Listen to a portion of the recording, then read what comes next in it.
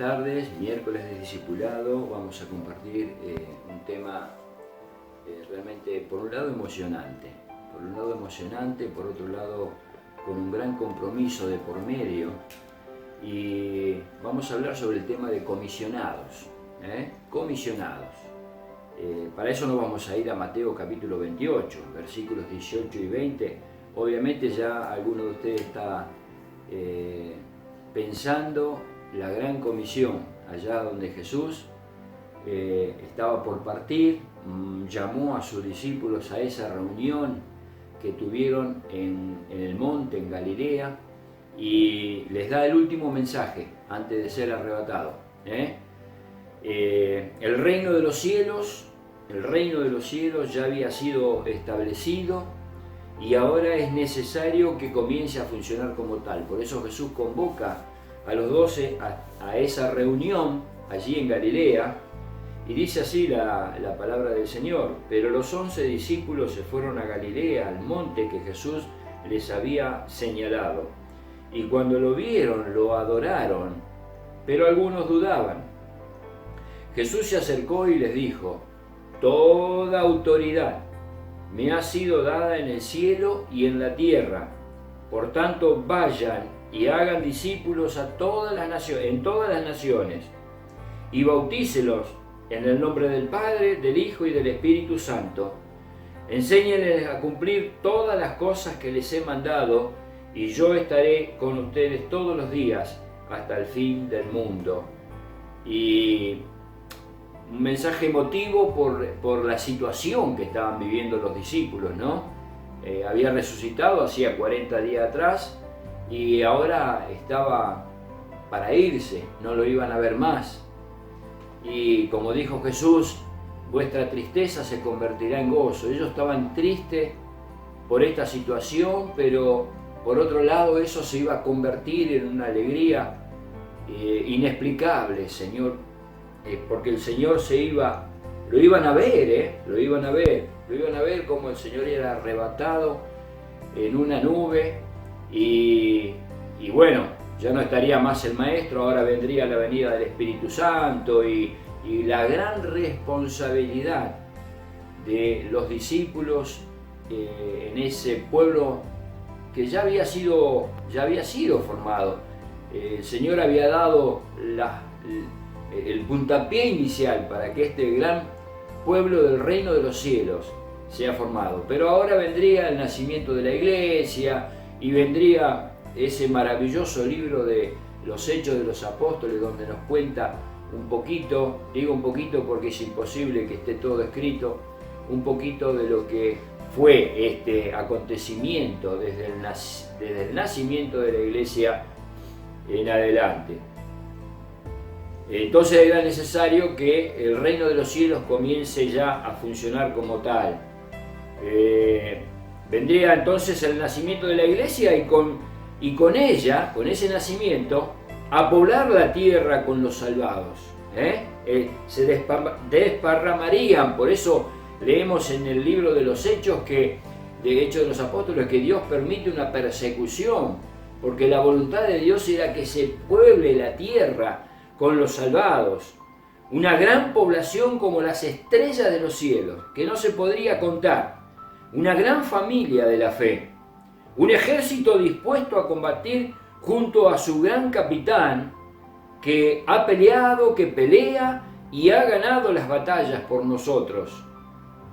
Pero la pelea no es contra carne y sangre, sino contra todas las huestes espirituales de maldad. Pero el Señor venció y nos manda a una batalla ganada. Nos manda a pelear, Él va a pelear con nosotros la batalla. Y allá, por ahí, encontramos al apóstol Pablo al final de su carrera, que decía: he guardado la fe, he acabado la carrera.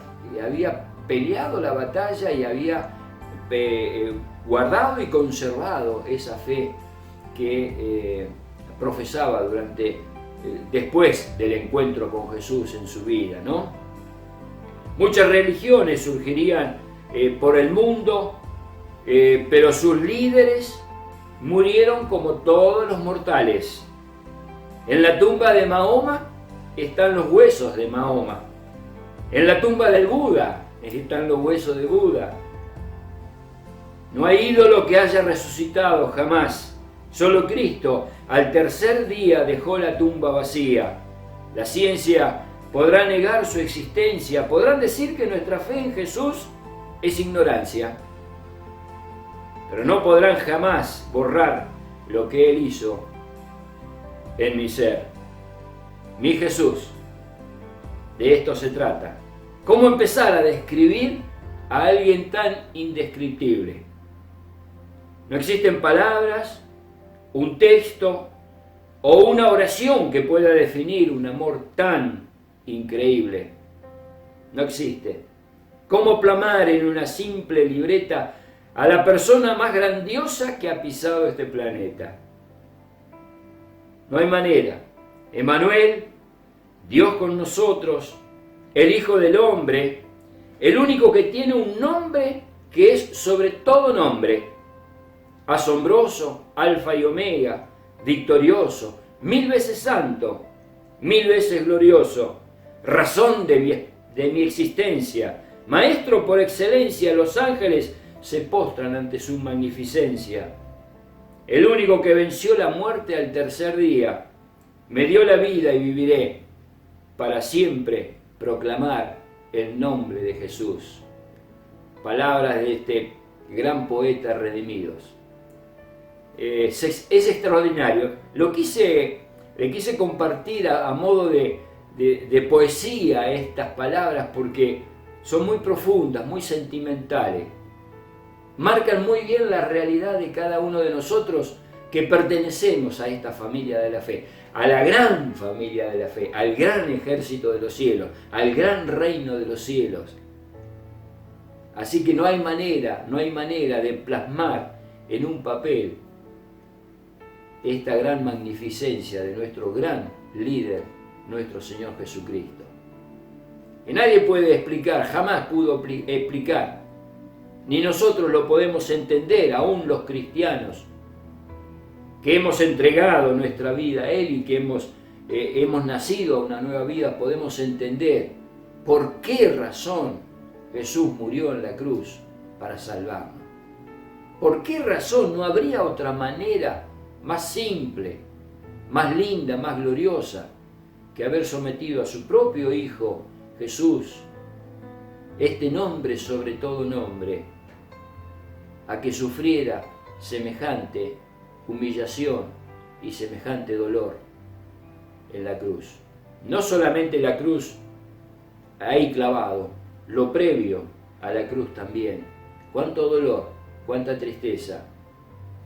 No lo vamos a entender jamás, a pesar de que lo hemos aceptado.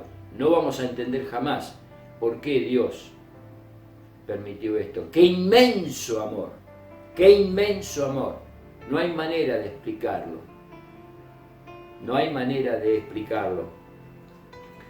Por todo esto y mucho más, Jesús nos dijo, incluidos los salvados de todos los tiempos, Jesús nos dio la gran comisión. Este pasaje tan extraordinario y archiconocido por muchos de nosotros, porque esta es la razón de la iglesia sobre la tierra. Este es el porqué de la iglesia sobre la tierra. La iglesia no ha sido salvada para crear una nación, para decir, bueno, ahora nos vamos a llamar tanto, vamos a vivir felices y contentos. La iglesia ha sido salvada por esta única razón que el Señor Jesús le dio a los discípulos antes de ser elevado. La gran comisión, poblar el cielo para despoblar el infierno, rescatar al perdido, así como un día nos han rescatado a nosotros. No nos han salvado las personas, no vamos a salvar nosotros al perdido. El que salva es único, es Dios, el que perdona pecados, el que salva, que da esperanza de vida eterna. Pero la misión nuestra, el compromiso nuestro, la tarea nuestra como pueblo del Señor, como iglesia del Señor, es esta gran comisión que Él nos dejó. No que le dejó a los discípulos, que Él nos dejó. Involucrémonos, identifiquémonos con esta palabra, porque también son nuestras. Así que el Señor Jesús se acercó en el versículo 18, lo más, como ocurre en todas las reuniones, el versículo 17, en todas las reuniones nuestras, en la iglesia o donde fuera, dice que cuando vieron a Jesús le adoraron, aunque algunos dudaban. Siempre en la reunión hay un grupo que duda de la presencia. Están en la reunión, sí, lo ven a Jesús, sí, ¿no? Comparten las alabanzas, sí, comparten la adoración, sí, pero dudan en su corazón. Pero bueno, Jesús se acerca a ellos y le dijo: toda autoridad me ha sido dada en el cielo y en la tierra. Esto era primero y fundamental que los discípulos entendamos que toda autoridad le había sido dada a Él, que venció la muerte al tercer día. Toda autoridad me es dada, pasaron dos cosas para el punto de partida, para el puntapié inicial para esta gran comisión. Dos cosas ocurren. En primer lugar, nos mandó con esa autoridad. Dijo: toda autoridad me es dada. Entonces la orden que dio, lo dio con autoridad. El Señor Jesús mandó esto a su iglesia, a su pueblo, y lo hizo con autoridad, porque toda autoridad le había sido dada. Eso es en primer lugar. Y en segundo lugar, nos delegó esa autoridad a nosotros como pueblo del Señor. Él nos delegó. Entonces podemos ir y con autoridad decir: vengo en el nombre de Jesús, vengo con la autoridad de Jesús, porque Jesús nos delegó. Por eso dijo: toda autoridad me es dada, por eso vayan. No, nos mandó con autoridad y nos delegó esa autoridad para que vayamos. No estamos como agachando la cabeza, como tímidamente ante la gente, ante el mundo, y mucho menos ante las huestes espirituales de maldad. Por eso que el apóstol Pablo en Efesios capítulo 6 habla que tenemos una lucha, que la lucha nuestra no es contra carne y sangre, sino contra todos principados y autoridades en las regiones celestes. Nosotros como pueblo de Dios no tenemos la cabeza agacha, podemos levantar la cabeza en alto y decir: mayor es el que está con nosotros que el que está en el mundo. Por eso nos mandó con autoridad. Esto que decimos, mayor es el que está con nosotros, no estamos inventando una autoridad no delegada. Estamos estableciendo una autoridad delegada. ¿Por quién? Por nuestro gran líder, nuestro Salvador Jesucristo. Así que eso es lo que ocurre en el versículo 18. Comienza el mensaje de esta manera el Señor Jesús. Y en el versículo 19 y 20, los versículos 19 y 20, están involucrados todos los dones que Dios dio a la iglesia a partir del nacimiento a la iglesia. Todos los dones están involucrados en esto, sintéticamente, en estos dos versículos, 19 y 20. Romanos capítulo 11, versículo 29 dice: porque irrevocables son los dones y el llamamiento de Dios. Irrevocable. Cuando Dios nos da dones, son irrevocables. Cuando Dios nos llama, ese llamamiento es irrevocable. No podemos decirle nosotros como hijo de Dios, como pueblo de Dios, no podemos decirle: no, pero ¿se acuerdan aquel que cuando Jesús dijo: ven y sígueme? Señor, deja que primero vaya y entierre a mi padre. No, deja que los muertos entierren a sus muertos, le contesta Jesús. Señor, compré una yunta de bueyes y tengo que ir a... No hay excusa. Cuando el Señor a nosotros nos llama a su misión, a su pueblo, nos llama a su tarea, son irrevocables, y eso no lo elegimos nosotros, sino que Dios, de su buena gracia, de su buena misericordia, nos dice: a fulano de tal lo quiero hacer tal cosa. Yo quiero que fulano de tal sea evangelista, yo quiero que fulano de tal sea la mano, quiero que sea pie, quiero que sea cuello, quiero que sea... Nos va formando en el cuerpo, en el cuerpo suyo, que es la iglesia, así, de esta manera. Irrevocablemente no podemos negarnos. ¿Se acuerdan el caso de Jonás? Dios lo llamó, está bien que era en tiempo de la ley, pero vamos a ponerlo como ejemplo. Dios lo llamó, Jonás agarró por el otro lado. Dios le dijo, anda a Nínive, él agarró para Tarsis. El otro extremo se quiso escapar. Y Dios de allá, de lo alto del mar, de lo profundo del mar lo trajo y le dijo, tenés que ir a Nínive y anunciar a Nínive que va a ser destruida. Ahora irrevocable, no podemos absolutamente negarnos ante el llamamiento de Dios a la obra. En Efesios capítulo 4, el versículo 8 dice así.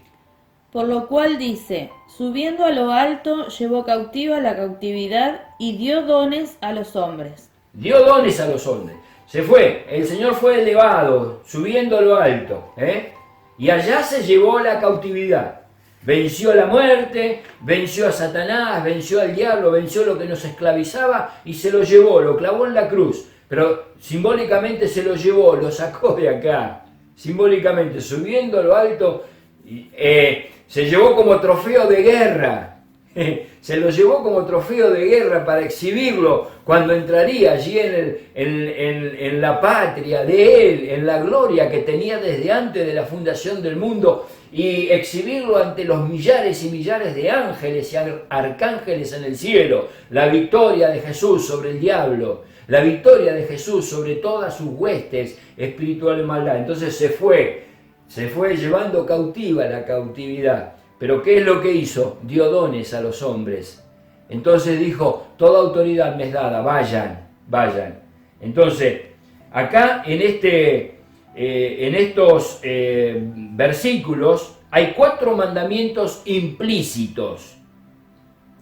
¿Qué quiere decir? Que están incluidos en una cosa. Implícito significa estar incluidos en una cosa, aunque no necesariamente se diga cuál es el mandamiento, pero están incluidos dentro de una misma cosa. Es un paquete completo. En estos cuatro mandamientos nos dejó el paquete completo, sintéticamente el paquete completo de todos los dones que la iglesia iría a desarrollar, su pueblo iría a desarrollar entonces sobre la tierra. Sí, el primero es vayan.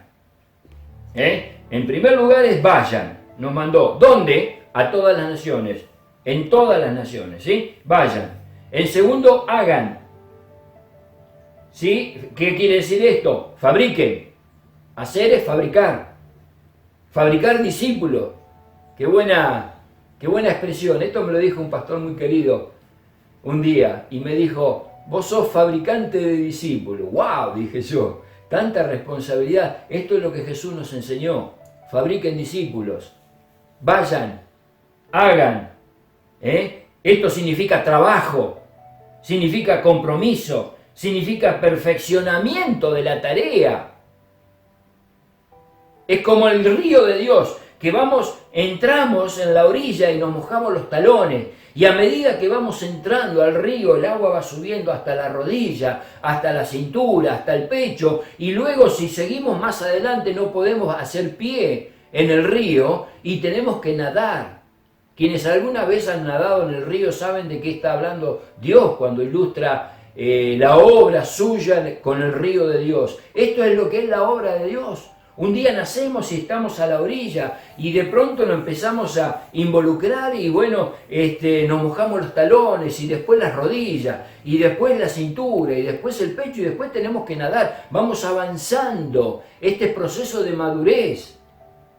Esto es lo que Dios quiere con la iglesia. No quiso jamás que la iglesia se quede tomando leche espiritual toda la vida, sino que avancen con comida más sólida, con responsabilidades más profundas. Por eso que dijo en un momento el Señor Jesús, lo que yo tengo que decirles, ustedes no lo pueden sobrellevar ahora, pero lo entenderán después. Por eso que dejó el Espíritu Santo para guiarnos a toda verdad, recordarnos lo que Jesús nos dijo y enseñarnos todo lo que faltó que Jesús no nos haya dicho. ¿Por qué? Porque la iglesia se iba a ir involucrando cada vez más. Íbamos a ir navegando o nadando cada día más en lo profundo del río de Dios, en la experiencia esta extraordinaria y maravillosa como es la vida de Dios. Entonces, vayan y hagan. Lo tercero es el tercer mandamiento: bauticen.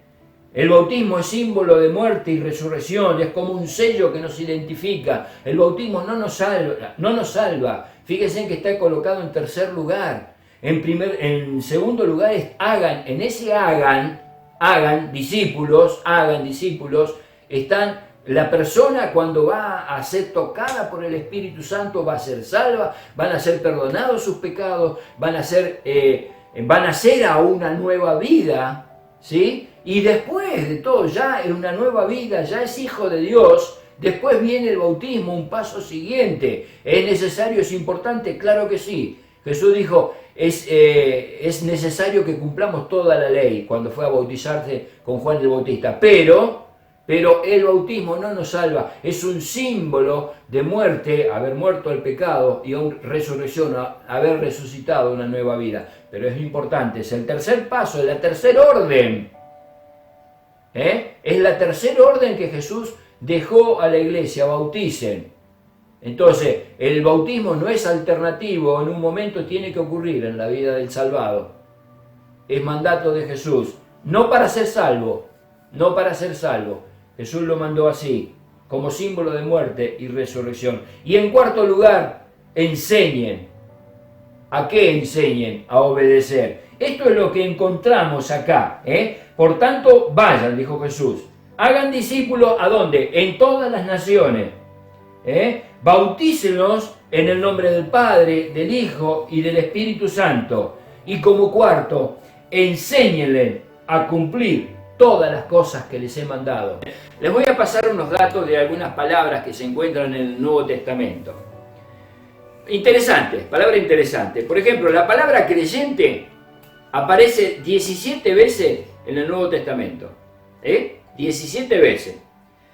La palabra cristiano en el Nuevo Testamento aparece 3 veces. ¿Lo tienen?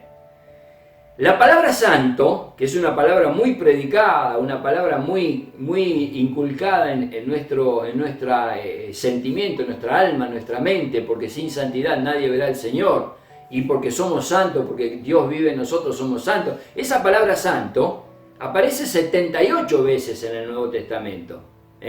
¿Lo tienen? Entonces, creyente 17, cristiano ¿cuánto eran? ¿Se acuerdan? 3 veces. Santo, ¿se acuerdan? 78 veces. Y la palabra discípulo, escuchen bien, la palabra discípulo aparece en el Nuevo Testamento 263 veces. Porque ser discípulo es una cuestión del Hijo de Dios. Dios quiere hacernos discípulos.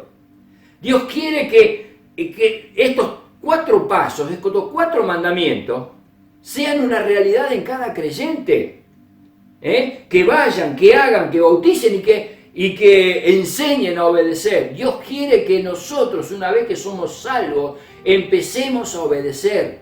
Vos, que está de aquel lado, el Señor quiere que vos aprenda, porque esto se aprende a obedecer. Yo que estoy de este lado, el Señor quiere de mí que yo aprenda a obedecer. Y este aprender a obedecer no es una materia que la cursamos un día, la aprobamos y ya está, listo. No es como la materia de ser médico. El médico permanentemente tiene que ir renovándose porque permanentemente van saliendo medicamentos nuevos, enfermedades nuevas, pestes nuevas. Entonces, permanentemente vieron que es una búsqueda comprar libros y hacer cursos y tener congresos. Lo mismo ocurre con el discipulado. Lo mismo ocurre con ser discípulo de Jesús. Tenemos que aprender a obedecer. Y aprender es de por vida. De por vida. Varias veces mi papá nos decía a nosotros que lo último que el hombre aprende en su vida es a morir. ¿Y qué razón tenía en esto? Lo último que aprendemos a morir quiere decir que todo lo anterior fue aprendizaje sobre aprendizaje. Una mamá una mujer cuando quedó embarazada, va a tener a su bebé, le crece la panza, nunca lo tuvo, aprende a llevar una criatura en su vientre, y después aprende a dar a luz, y después aprende a ser mamá, aprende a ser mamá. Nunca cambió pañales antes, ahora tiene que aprender a cambiar pañales.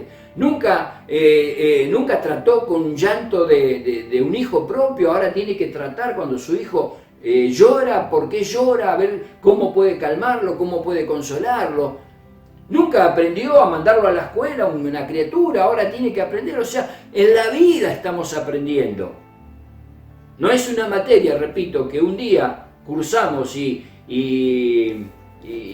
tuvimos el examen final y ya la aprobamos y listo, se acabó. Esto es algo que vamos a ir aprendiendo. Es metiéndonos en el río de Dios. Cada vez, cada uno de nosotros va a ir profundizándose cada vez más. Hay hermanos que no lo hacen, por eso que el apóstol Pablo en un momento llama la atención a una iglesia, le dice, les tengo que decir estas cosas, porque después de tanto tiempo, algunos de ustedes tienen necesidad de que se les vuelva a hablar sobre los primeros rudimentos, los principios de la doctrina de Cristo. Se quedaron estancados ahí. Ninguno de nosotros físicamente, como humanos, podemos estancarnos en cuando éramos bebé con pañales. Los pañales los vamos a dejar un día y vamos a aprender a caminar y vamos a aprender a correr y vamos a aprender a trabajar y vamos a aprender todo en la vida. No nos podemos quedar ahí, pero en la vida espiritual, como nosotros tenemos la elección, lamentablemente, dice, hay algunos de ustedes, dijo Pablo, que tienen necesidad de leche y no de vianda, de comida sólida. Entonces, aprender es meternos en el río de Dios. Cada vez más profundo nos va llevando. Incluso Dios nos ayuda a ir cada vez más profundo, porque quienes nadamos alguna vez en un río, sabemos la fuerza que ejerce la correntada del río sobre nosotros que estamos nadando. Porque la correntada nos va llevando, nos empuja, nos mete cada vez más adentro del canal, o del beril, como decimos nosotros los pescadores. Así que obedecer es permanente. Y no es casualidad que 263 veces esté escrita la palabra discípulo en el Nuevo Testamento. Y en el tema del discípulo ocurren tres cosas. Primero, es un discipulado celestial. ¿Qué quiere decir esto? Que el Espíritu Santo es el trabajador principal en el tema del discipulado. Filipenses capítulo 1, versículo 6. Estando persuadido de esto, que el que comenzó en vosotros la buena obra, la perfeccionará hasta el día de Jesucristo. ¿Escuchamos? Estamos persuadidos, estamos avisados de esto, El que comenzó en nosotros, el trabajador principal, el Espíritu Santo, el discipulador principal, el líder majestuoso en toda la era de la iglesia, es el Espíritu Santo, y dice, la va a perfeccionar, y comenzó la obra, trabaja en el corazón del ser humano, en el corazón nuestro, en el corazón del inconverso, en el corazón del creyente, porque este tema del discipulado no en balde aparece 263 veces. Toda la vida estamos aprendiendo a ser discípulos de Jesús. Hechos capítulo 13, versículo 2. Ministrando estos al Señor y ayunando, dijo el Espíritu Santo, apartadme a Bernabé y a Saulo para la obra a los que lo he llamado. Y Él nos llama a la obra. Como dije hoy anteriormente, no podemos elegir los dones que Dios nos va a dar. Él nos va a llamar y nos va a mandar a la tarea como Él quiere, nos va a capacitar y todo, nos va a acompañar, etcétera, etcétera. Pero Él dice, apárteme a Saulo para la obra que los he llamado. Entonces, en primer lugar, es un discipulado celestial. En segundo lugar, es un discipulado eclesial. ¿Qué quiere decir? Que acá empieza a intervenir la iglesia. Como Jesús dijo, vayan a todas las naciones, hagan discípulos, bauticen y enseñen a que guarden todas las cosas. Esta es la tarea. Hechos 2:42.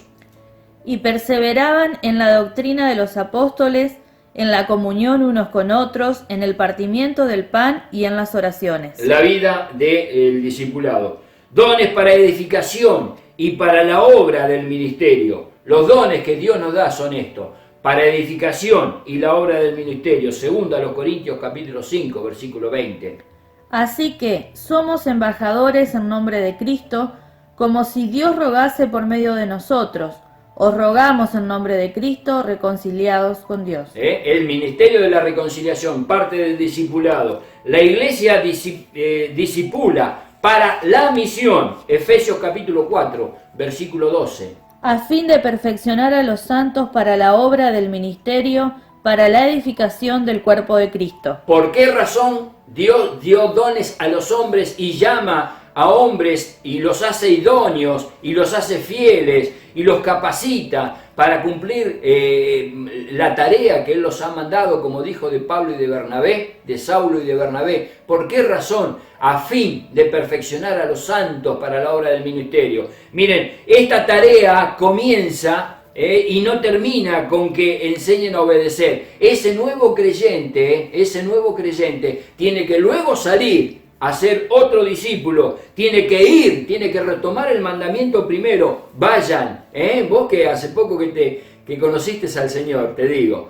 va a llegar un momento que vas a tener que salir también a buscar otros discípulos. No sé el don que Dios te va a dar, no sé la tarea que vas a tener que hacer, no sé a dónde. No estoy hablando de ir a la China, a Japón, no estoy hablando de ir a lugares así como decir, yo voy a ser misionero, me tengo que ir, tengo que dejar. No, por ahí en tu casa, por ahí vas a tener que hacer discípulo con tu hijo, con tu hija, con tu esposo, con tu esposa, con tu vecino, con el barrio, con un familiar, qué sé yo, no sé. Pero vamos a tener que ir todos, vamos a tener que hacer discípulos, va a tener que llegar el momento que los vamos a guiar hasta que se bauticen en la iglesia, y después no termina la obra ahí, tenemos que enseñarle a obedecer, y ese otro va a tener que salir un día a ser discípulo. ¿Entienden? Es como el accionar de las células, ¿vieron? Una célula engendra a otra, y esa otra, si somos 1 más 1 son 2, pero si a 2 le sumamos 2 son 4, pero si a 4 le sumamos 4 son 8, y si a 8 le sumamos 8 son 16. Así es el trabajo, se va ramificando de esta manera, va funcionando de esta manera en la iglesia, el pueblo de Dios. Y también está el discipulado personal, que esto es lo que te estoy diciendo, que a lo mejor no, va a llegar el momento en que vos vas a tener que discipular a alguien. El Señor te va a poner en tu camino alguien, alguna persona, quizás no sean multitudes, por ahí es una sola, como los pescadores, ¿vieron? A veces hay pescadores que pescan con redes y sacan cientos de pescados de una sola vez, pero a muchos pescadores, los deportivos en especial, me incluyo, pescamos con un anzuelo. ¿Qué vamos a sacar con un anzuelo? ¿2 pescados? No, vamos a sacar uno. Y a veces el Señor te va a mandar a discipular a una persona. Entonces es necesario que sepamos. Miren, en 2 Timoteo capítulo 2, versículo 2 dice así: Lo que has oído de mí ante muchos testigos, esto encarga a los hombres fieles que sean idóneos para enseñar también a otros. ¿Se dan cuenta? Que sean idóneos para enseñar a otros. Vos vas a tener que ir a ser un discípulo. En algún momento el Espíritu Santo te va a encargar esta misión, esta tarea. Lo que Cristo hizo en tu vida, vas a tener que transmitirlo a los demás. Lo vas a hacer solo, porque esto va a nacer de tu corazón. Porque el Espíritu Santo te va a poner esta inquietud en tu corazón, y Dios te va a poner a la persona a la cual vos vas a tener que discipular. Es así, funciona de esta manera. Discipulamos entonces, ¿para qué? Para que se conviertan, para que se bauticen, para que sean capacitados en la palabra y para que salgan a ser discípulos. Las 4 funciones del discipulador. Lo repito, para que la gente se convierta. Discipulamos para que se bauticen.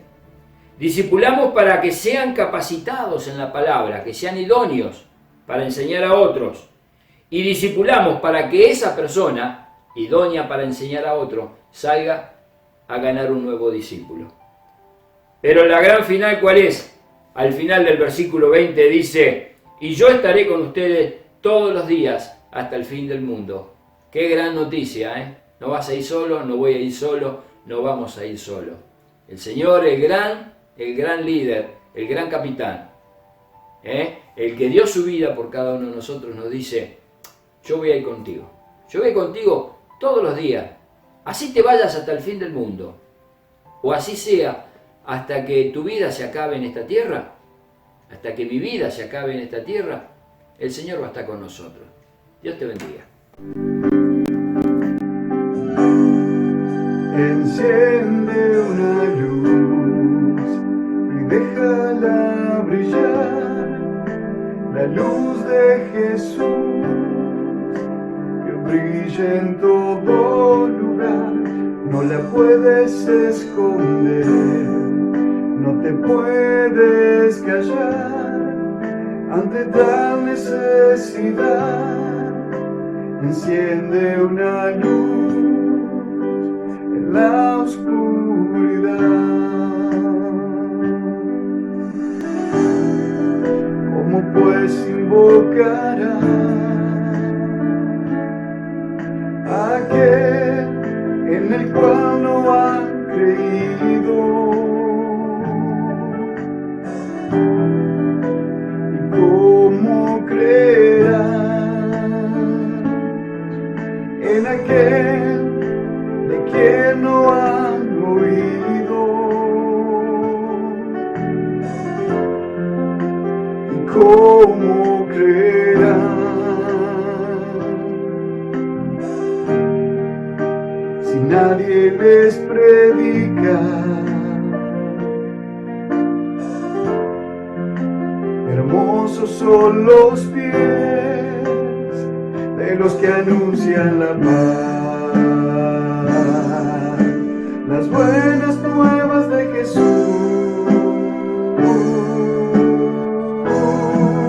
Enciende una luz y déjala brillar, la luz de Jesús, que brilla en todo lugar, no la puedes esconder, no te puedes callar ante tal necesidad.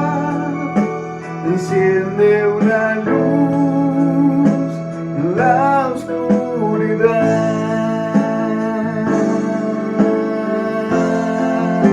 Enciende una luz y déjala brillar, la luz de Jesús, que brilla en todo lugar, no la puedes esconder, no te puedes callar ante tal necesidad. Enciende una luz en la oscuridad. Jesucristo dijo: por tanto, id y haced discípulo a todas las naciones, bautizándolos en el nombre del Padre, del Hijo y del Espíritu Santo, enseñándoles que guarden todas estas cosas que os he mandado. He aquí que yo estoy con vosotros todos los días hasta el fin del mundo. Amén. Enciende una luz